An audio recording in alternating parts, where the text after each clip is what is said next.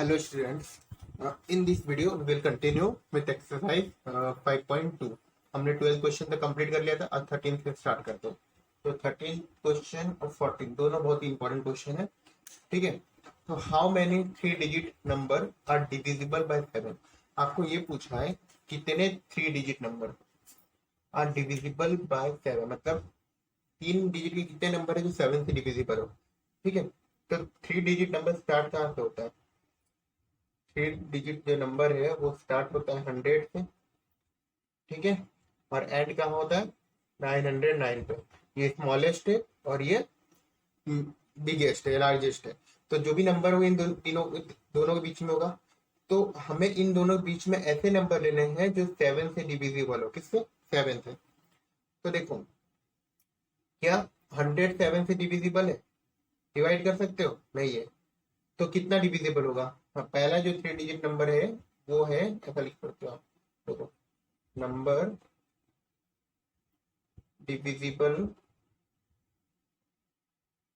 Bye 7 are कौन से होंगे? पहला जो नंबर होगा 105। कैसे कैसे आपको निकालना है वो मैं बताता हूँ। देखो, अब जो स्मॉलेस्ट नंबर है उसको 7 से डिवाइड करो, कितना आएगा? 714, या 7 × 7 3 कैरी 30, 7 4 जाता 20, तो रिमाइंडर कितना बचा? 2 बचा। ठीक है, तो लेकिन ये डिविजिबल नहीं है। अब मेरे को ऐसा नंबर जो 7 से डिविजिबल हो, वो कब होगा? जब इसमें हम लोग कितना ऐड करेंगे? आपको ये जो रिमाइंडर बचा ना उसमें 7 को माइनस कर देना है, मतलब 5 बचेगा ना, तो आप 5 ऐड कर दो, या सिंपल आप जैसा तरीके से आपको निकालना उससे निकाल लो। मतलब 7 से डिवाइड आना चाहिए। ठीक है, इसमें आपको क्या, ये जो 2 है ना इसको 7 बनाना है। अगर ये 2 7 बनेगा तभी ये डिविजिबल होगा ना 7 से। अब ये 2 7 कब बनेगा? जब 5 ऐड करोगे, मतलब 100 में आपने 5 ऐड कर दिया, तो 105 7 से डिविजिबल है। अब 105 है तो इसके बाद क्या आएगा? 1012, फिर क्या आएगा? 119, मतलब 7 ऐड करते जाना, डॉट डॉट डॉट। ये एपी में हो गया डिफरेंस 7 का। लास्ट टर्म क्या आएगा? क्या 999 आएगा? नहीं, उसको हम लोग चेक करेंगे क्या 99 डिविजिबल है या नहीं। देखो कैसे चेक करोगे उसको? फॉर डेट आप 999 को 7 से डिवाइड करो तो कितना बचेगा? 7 बन जा 7, 2 कैरी, तो रिमाइंडर बचा आपका 29, तो 4 जाएगा 28, 119, तो कितना टाइम जाएगा? 2 14, तो 5 बचा। अब देखो ये रिमाइंडर 5 है, मतलब जो नंबर होगा ना वो इससे 5 लेस होगा, समझे? क्योंकि हमें इससे छोटा नंबर चाहिए तो हमें ये माइनस करना पड़ेगा इसमें ये। ठीक है, तो आप क्या करोगे? 7 में ये माइनस करोगे, ये 999 में 5 माइनस करोगे, कितना बचेगा? 999 -5, तो आंसर आएगा 994। ठीक है, तो लास्ट टर्म आपका होगा 994। क्लियर? ठीक है, तो पहला टर्म तो आसान है आपके लिए निकालना, लास्ट टर्म पे ध्यान देना कैसे निकाल। जो भी रिमाइंडर बचेगा उसको माइनस कर देना है नंबर में, तो आपका ये लास्ट टर्म निकल जाए। लेकिन आपको देखो, इससे आपको ये ए मिल गया 105, डी तो आपको कितना मिला? 7, क्योंकि 1112 -105, तो डी कितना आ गया? 7। ठीक है ना, 105 -8।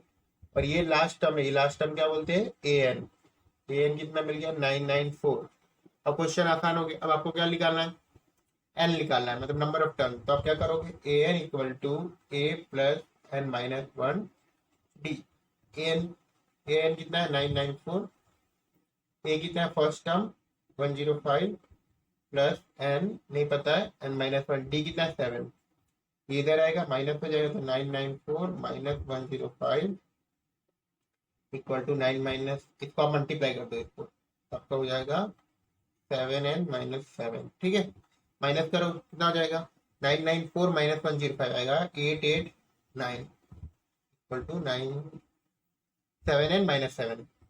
अभी 7 इसका ऐड होगा तो हो जाएगा आपका 889 plus 7 equal to 7n। Plus करोगे तो होगा कितना? 6 9 कैरी गया तो 896। ठीक है, इक्वल टू 7n। तो डिवाइड कर दो, एन निकाले 896 बाई 7, तो आंसर कितना आ रहा है आपका? डिवाइड करने पर 128, तो आंसर हो जाएगा 128 इससे डिवाइड करोगे तो। ठीक है, तो ऐसे आप निकाल सकते हो। मेन क्या है, ये है 905 कैसे फाइंड करें, ये तो आप डायरेक्टली बता सकते हो 15 7 जो होगा, ये डिफिकल्ट पड़ेगा। इसके लिए हम लोग क्या करें, जो भी रिमाइंडर बचता है उसमें से 5 माइनस, वो जो रिमाइंडर बचेगा उसमें से ये टर्म माइनस कर दो। ठीक है, क्लियर ये क्वेश्चन। तो अपने पास कितने 108 ऐसे टर्म है जो 3 डिजिट नंबर है जो 7 से डिविजिबल हो। ठीक है, आपका आंसर आ गया 101। अब नेक्स्ट क्वेश्चन करते हैं, क्वेश्चन नंबर 14। वो क्वेश्चन क्या है, how many multiple of 4 lie between 10 and 250। देखो ये मैं आपको थोड़ा बताऊंगा कैसे करना है, फिर आपको करना है, सिमिलर है क्वेश्चन भी। ठीक है, how many multiple of 4 lie between 10 and 250, मतलब मल्टीपल और डिविजिबिलिटी की है। तो 4 के मल्टीपल 10 और 250 के बीच में कितने हैं, तो कौन से होंगे। देखो हम लोग लिख सकते हैं multiple of 4 between 10 and 250 are, क्या होगा, 10 तो होगा नहीं, 11 भी नहीं होगा, पहला क्या आएगा 12। मल्टीपल मतलब जो 4 के टेबल, 4 का टेबल, फिर 16, फिर 20, फिर 24, dot dot dot, last term 250 से कम होना चाहिए। तो 250 से कम जो किससे डिवाइड हो जाए, 4 से, तो नंबर क्या होगा, आप वो टेक्निक लगाओ, डायरेक्ट भी लिख सकते हो, टेक्निक होगा तो बड़े नंबर के लिए काम आएगा। तो 4 से इसको डिवाइड करेंगे हम, 4 6 24, 1 कैरी, 4 2 जा 8, रिमाइंडर 2, जो रिमाइंडर बचता है उसको ये टर्म में से माइनस कर देना है। तो 250 minus remainder, answer is 248 is your answer.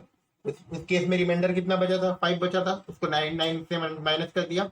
ठीक है, तो ऐसे करना है, आपका लास्ट टर्म मिल जाएगा जो 4 से डिविजिबल होगा। आप चेक कर सकते हो ये नंबर 4 से डिविजिबल है, मतलब 4 के टेबल में आएगा ये। ठीक है, 4 6 24, 4 2 8 कट जाएगा। तो आपको ए मिल गया 12, डी कितना होगा 16, second term minus first term 4, और ए एन कितना मिल गया लास्ट टर्म दैट इज 248, आपको मिल गया। अब ए निकाल, एन निकालना है, number of how many multiple, मतलब क्या निकालना है, एन निकालना है। ए एन का फॉर्मूला लगाओगे ए एन माइनस 1 डी। ठीक है, कर सकते हो ना क्वेश्चन, तो अब मैंने बता दिया है, ए एन की वैल्यू पुट करना, ए पुट करना, डी रखना, और एन आपको मिल जाएगा, ये आपको ट्राई करना है। ठीक है, जैसे जो होमवर्क आप हिंट दे रहा हूँ मैं। ठीक है, आंसर आपका आ जाएगा एन इक्वल टू 60 आएगा, ये देख लेना। ठीक है, सॉल्व करना, देखिए हम सॉल्व। अब moving to next question, question number 3 करते हैं। अब देखो तो 15 क्या है,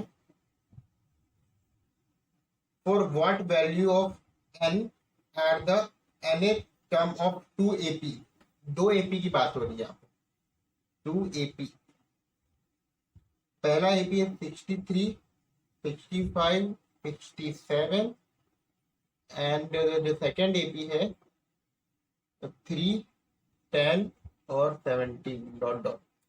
for what value of n, मतलब एन की वैल्यू निकालनी है, n a term of this 2 AP will be equal, मतलब दोनों का जो ए एन होगा वो इक्वल होगा। ठीक है, तो दोनों का ए एन को हमें इक्वल कर देना है। तो पहला एपी के हम लोग ए निकाल लेते हैं, वो होगा 63, डी होगा 65 माइनस 63, दैट इज दो अलग केस है। ठीक है, मैं दो इसको कैसे कर सकते हो, इक्वल टू 2, इसके लिए ए हो गया आपका 3, इसके लिए डी हो गया 10 माइनस, अलग भी यूज कर सकते हो आप, A1 D1 कुछ, ए डैश डी डैश, कंफ्यूज नहीं होंगे। तो आपका 7 बचा। देखो इसके लिए ए एन क्या लिखा, हम लोग लिखेंगे A N equal to A plus N minus 1 D. A कितना 63, एन की वैल्यू नहीं पता है, एन ही तो निकालना है ना, D2, तो आपका हो गया 63 प्लस 2n माइनस 2, मतलब 63 माइनस 2 मतलब 61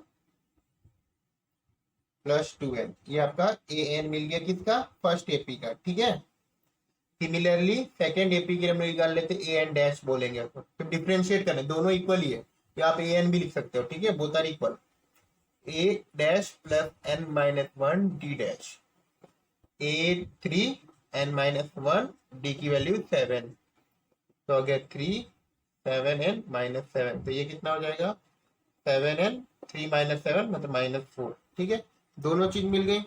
अब दोनों को इक्वेट कर देते हैं और एन की वैल्यू फाइंड कर देते हैं, इजी हो जाएगा क्वेश्चन।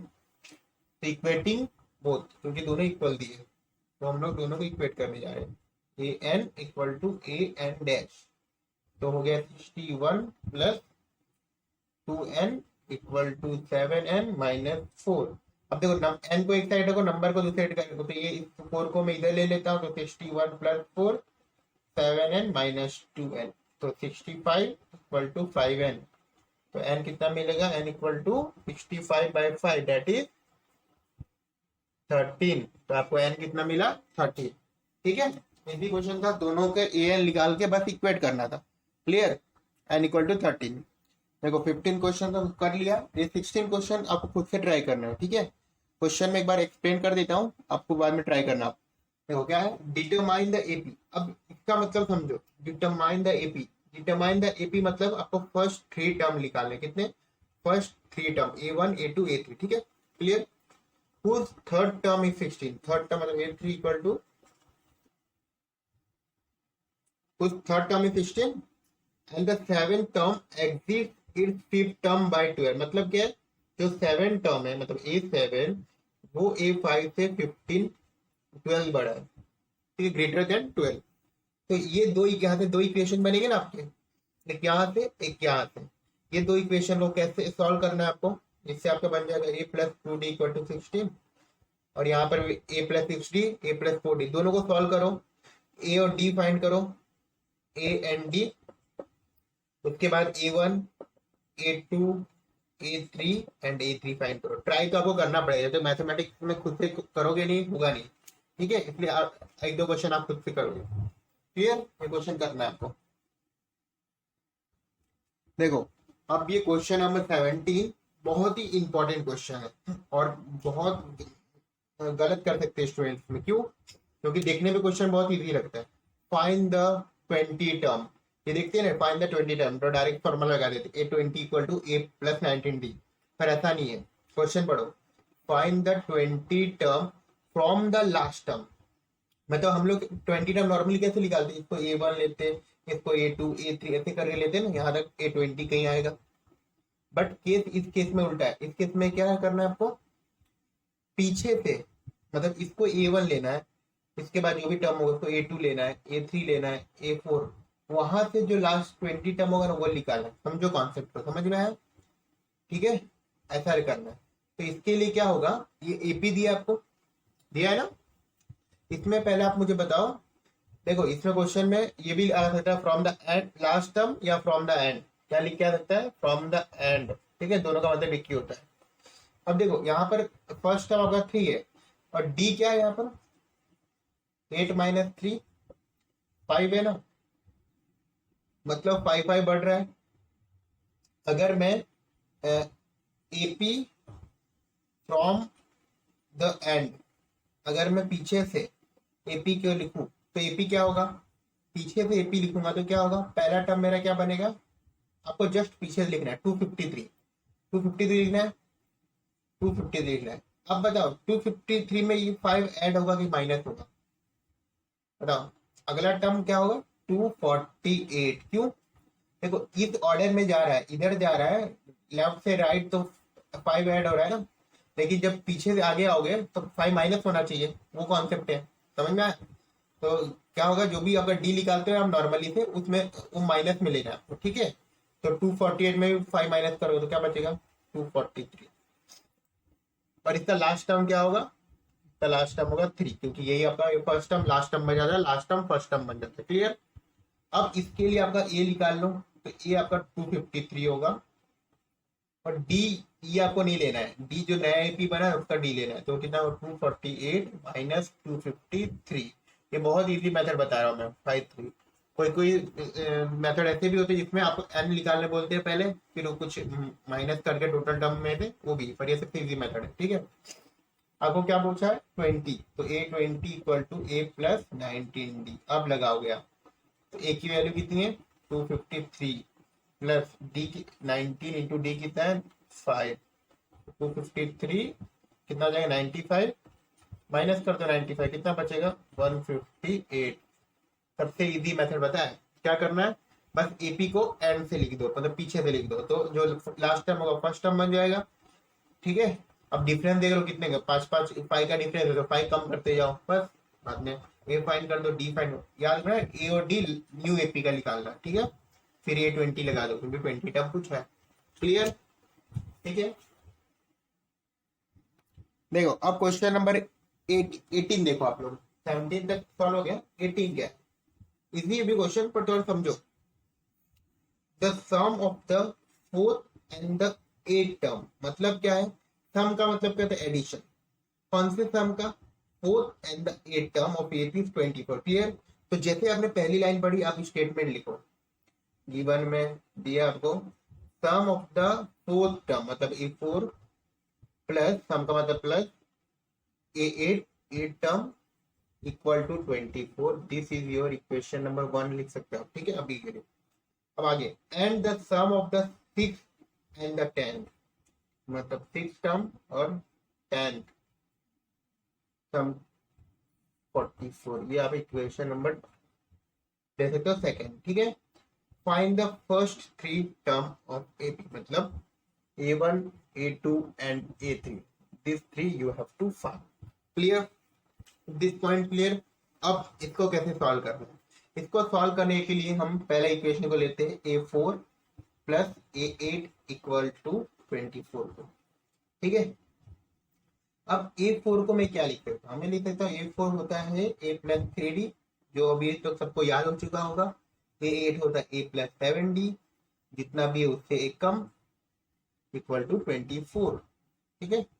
तो a plus a 2a, 3 plus 7 10d equal to 24। इन लोग में 2 कॉमन है, 2 से सब जाएगा, 2 2 कॉमन, तो मैं लिख सकता हूँ, ठीक है, a प्लस 5d बाई 12। क्या किया मैंने, 2 से डिवाइड कर दिया सबको, तो 2 1 जा 2, 5 बचा और 12 से कट गया, तो इसको इक्वेशन नंबर 3 दे सकते हो, ठीक है। या इसको 1 नहीं दे, इसको भी 1 दे सकते हो, ये क्लियर। अब a6 को क्या लिख सकते हैं, a6 प्लस a10 पहले से लिख लो इक्वल टू 44। a6 मतलब a plus 55, sorry a plus 55 नहीं, a प्लस 5d, और a10 को a plus 9d equal to 44। 2a plus 14d equal to 44, 14 के 5 प्लस 9 14, 2 से डिवाइड करोगे तो a plus 7d equal to 22। अभी कुछ दिमाग में चल रहा होगा कि अब तो ये सॉल्व हो जाएगा ना, ठीक है, कर लेते हैं। अब क्या करते हैं, जब दो इक्वेशन मिल जाते हैं तो दोनों में से एलिमिनेट करके ए और डी की वैल्यू फाइंड करना है। बस ए और डी मिल गया तो आपका सारा क्वेश्चन ही खत्म हो जाता है।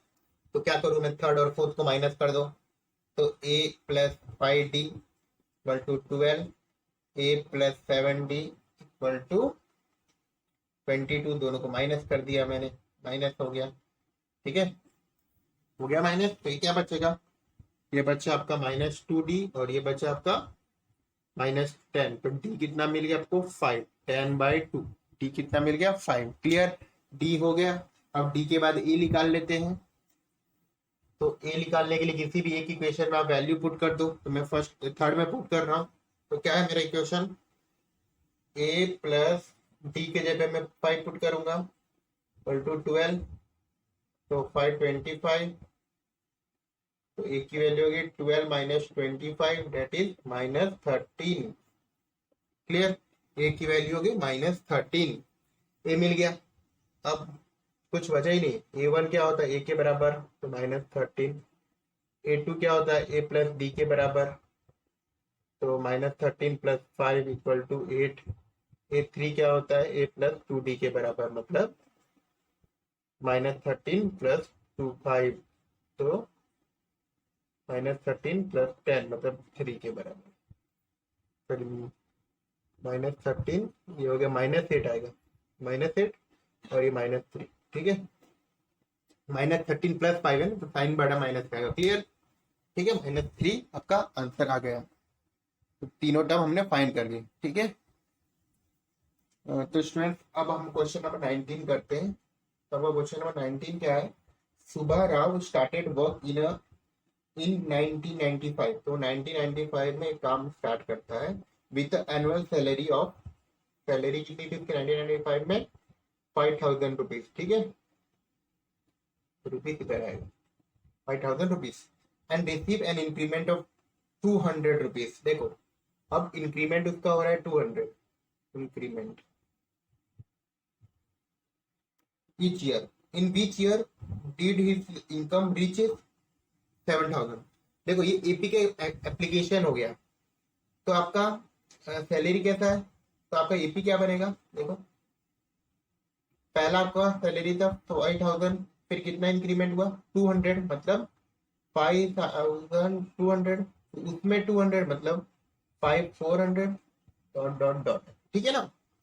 पहला से 1995 ईयर में उसका सैलरी था इतना, ठीक है, फिर 1996 में हो गया इतना, फिर 1997 में हो गया 200 200 200 बढ़ रहा है, तो मेरे 5,000 से 500, 5,200, 500, 400, ठीक है।